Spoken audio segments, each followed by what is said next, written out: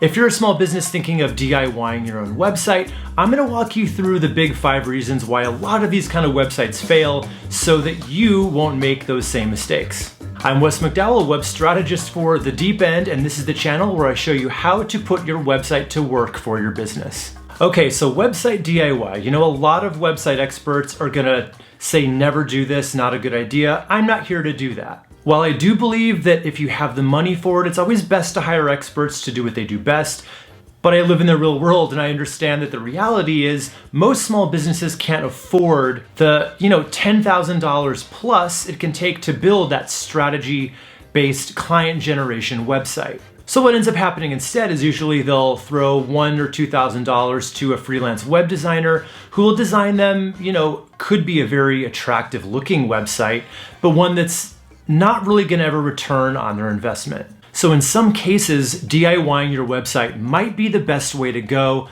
but as with all things in business, there's a right way and a wrong way to do it. Believe me, I've seen firsthand all the different ways that a DIY website can fail. So here are the top 5 ways that I've noticed, and also how to make sure that yours is successful. And number 1 is low expectations. So if you don't ask anything of your website, if you don't have it set up to perform any vital functions inside your business, like attracting new leads and then nurturing them all the way into paying customers, you're already setting it up to fail. Whenever I have a new client and I ask them, what's your goal for the website? I can't tell you how many of them say something like, we just want people to be able to, check us out online, or we want people to be able to get more information about us. Okay, well, that's called a brochure, and if you start treating your website like just a glorified brochure, that's all anyone's ever gonna do on your website is they're gonna check you out, and then they're gonna move on and check out 5 or 10 of your competitors as well.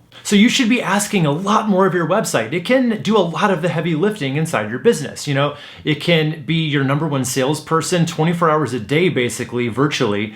It can bust through objections. It can prime the sale. Filling your calendar with appointments and consultations, and building your email list of future paying customers. So the bottom line is your website can be a customer or client generation machine, and that's the goal you should go into it with. And you really should demand nothing less from it. Okay, next up, number 2, we have treating your website like an art project rather than a business tool. So I understand when you're planning a business or you're planning a new website design, this is the fun part, right? The web designer in me totally understands this. It's fun to look at other websites just to kind of see what you like, what resonates with you, and it's very easy to get distracted by all the, ultra cool web design out there. The problem is the more you start to go down that rabbit hole, the more you start to lose sight of the stuff that's really important, like the messaging and the overall strategy. And by the way, I'm not saying you can't have both. You absolutely can. But where people fall into trouble is when they start to prioritize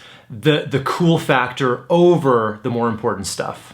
And if you're on YouTube a lot, I don't know if you see these, I see them all the time, the ads for Wix or possibly Squarespace, which are just show these really slick looking web designs, but notice how they never talk about any kind of a lead generation strategy. And I hate to say it, but the average Wix site doesn't end up really looking the way it looks in the commercials. They end up looking a little bit more like Pinterest fails because they provide these templates, but they don't really give any guidance in choosing images or colors or anything like that. So if you want to ensure the success of your website, it's much more important to focus on nailing down that crystal clear, persuasive sales message, the right lead magnet that's going to attract a lot of leads who maybe aren't ready to buy today, but will become tomorrow's paying customers, and a solid call to action that goes beyond, contact us or learn more. Now, those are the things that are going to boost your business way more than any, quote, stunning website ever could. Okay, next is ignoring the buyer cycle and 90% of clients along with it. Most business owners take kind of a short-sighted approach to their website, thinking that if someone's on their website today, that's because they're ready to take action today. Unfortunately, the stats just don't back that up. The truth is 80 to 90% of your site visitors today are just there, they're in research mode. They're making a mental list of companies they may want to work with when they're ready to. And another misconception is business owners tend to think, well, if they're on their website today researching, that's okay. They will remember us when they are ready to make that decision. But again, not necessarily true. Remember, they're going to be looking at 5 to 10 of your competitors as well. So how do you make sure that you're the most memorable out of the bunch? Well, smart businesses understand that the best thing you can do is get those people onto your email list on that first visit. And you do that with a really irresistible lead magnet that's going to attract them and entice them to sign up. That way they're on your email list and you can follow up with them weekly. Every week you send out a new helpful email to where you're nurturing them. You're keeping your business top of mind for them when they're ready. But there's an art to creating the right lead magnet and the right topic and the right title that's going to be irresistible, that's actually going to make them want to download it. Newsletters, don't do it anymore. So by shortchanging or ignoring this piece of the puzzle altogether, you're really leaving a lot of money on the table and a lot of potential profits behind. Okay, number 4 is saying too much that your clients really just don't care about. So think about it. When people are coming to your site, they have a problem and one question on their mind. And that question is, can you help me solve it? So then why do so many websites, list out their entire history when they were founded? Employee bios, mission statements, community involvement. While all that stuff is nice and probably important to your business internally, it's very rarely ever to lead to closing a new client. The 2 keys to a website that convert are simplicity and clarity. The good news is there is a proven formula that any business can use to focus on what's really important and to safely leave out all that bloated fluff that's probably bogging your competition down. And I will let you know more about that at the end of this video. The truth is, no matter what services you offer, from tree trimming to interior design to dog grooming, there are only a handful of pages on your website that you really need. And if you include anything more than those pages, you're probably just making a lot of noise. And sure, the details on those pages differ based on what you do, but the pages themselves pretty much remain the same. All right, next up we have piecemeal strategies and cobbled together content. So when small businesses decide to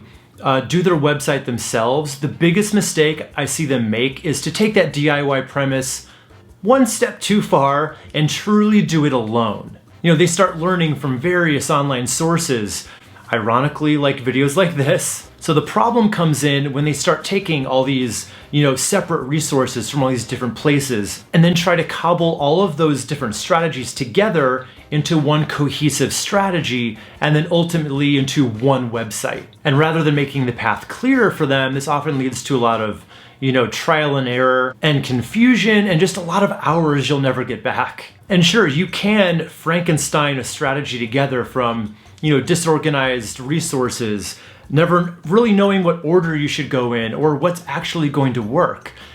But what you really need is a start to finish roadmap.